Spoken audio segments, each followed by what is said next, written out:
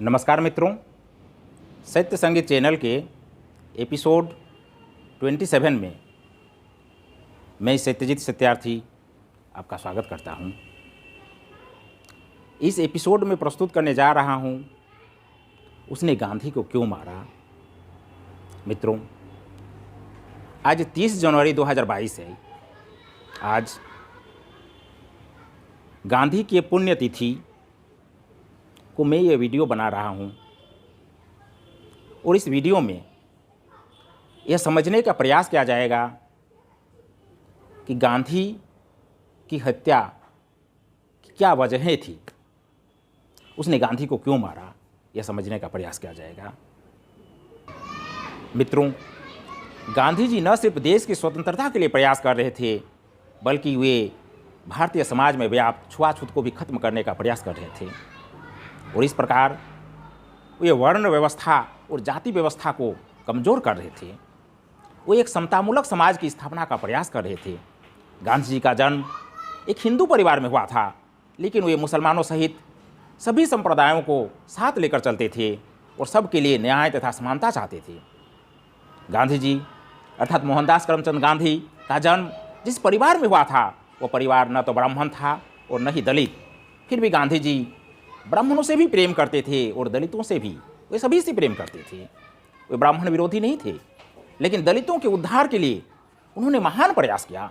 आज भारत में दलितों की स्थिति पहले की तुलना में बेहतर हुई है, जिसका सबसे बड़ा श्रेय महात्मा गांधी को ही जाता है। हालांकि आज भी दलितों के ऊपर अत्याचार होते रहते हैं, जिसे हम सभी को मिलकर रोकना है और ऐसा प्रयास करना है कि किसी के ऊपर अत्याचार न हो और किसी भी वर्ग के प्रति नफरत का माहौल तैयार न होने पाए।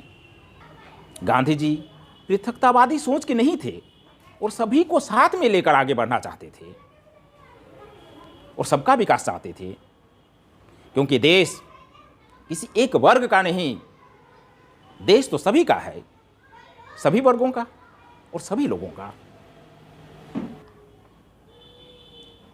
उनके इस महान प्रयास का विरोध कुछ उग्र हिंदू नेताओं, कुछ उग्र मुस्लिम नेताओं और कुछ उग्र दलित नेताओं द्वारा किया गया। उग्र हिंदू नेता गांधी जी का विरोध इसलिए किए क्योंकि गांधी जी दलितों को समान अधिकार देना चाहते थे, जबकि उग्र हिंदू नेता दलितों को समान अधिकार देना नहीं चाहते थे और साथ में वे मुसलमानों को भारत में दोयम दर्जे का नागरिक बनाकर रखना चाहते थे, जबकि गांधी जी मुसलमानों को भी समान महत्व देते थे। ऐसे हिंदू नेता ज़्यादातर जो गांधी का भरपूर विरोध करते थे, वे उग्र गांधी विरोधी थे। वे लगभग सभी के सभी हिंदू महासभा और आरएसएस के सदस्य थे और उनमें से सबसे बड़े नेता थे विनायक दामोदर सावरकर। उग्र मुस्लिम नेता गांधी जी का विरोध इसलिए कर रहे थे क्योंकि गांधी जी मुस्लिम नेताओं के पाकिस्तान बनाने की मांग का विरोध कर रहे थे। गांधी जी देश का अप्राकृतिक विभाजन नहीं चाहते थे। ऐसे मुस्लिम नेता जो घोर गांधी विरोधी थे, ज़्यादातर मुस्लिम लीग के सदस्य थे और उनके सबसे बड़े नेता थे मोहम्मद अली जिन्ना। और उग्र दलित नेता गांधी जी का विरोध इसलिए कर रहे थे क्योंकि वे दलितों के लिए उतना जोरदार आवाज़ नहीं उठा रहे थे जितना उन लोगों के हिसाब से उठाना चाहिए था। इसका अर्थ हुआ कि दलित नेता ये समझ रहे थे कि गांधी जी दलितों के लिए कोई खास प्रयास नहीं कर रहे थे, जबकि इसी मुद्दे पर हिंदू महासभा और आरएसएस के नेता ये समझ रहे थे कि गांधी जी दलितों का उद्धार के लिए प्रयास कर रहे थे और इससे हिंदू समाज का नुकसान हो रहा था। लेकिन गांधी विरोधी इन उग्र मुस्लिम नेताओं और उग्र दलित नेताओं द्वारा सिर्फ गांधी विरोध ही किया गया, परंतु उन्हें जान से मारने की कोशिश नहीं किया गया। लेकिन गांधी विरोधी उग्र हिंदू नेताओं, जिनमें सबसे बड़े नेता सावरकर थे, के चेलों द्वारा आज के दिन 30 जनवरी 1948 को भारत के राष्ट्रपिता को गोली मारकर हत्या कर दिया गया।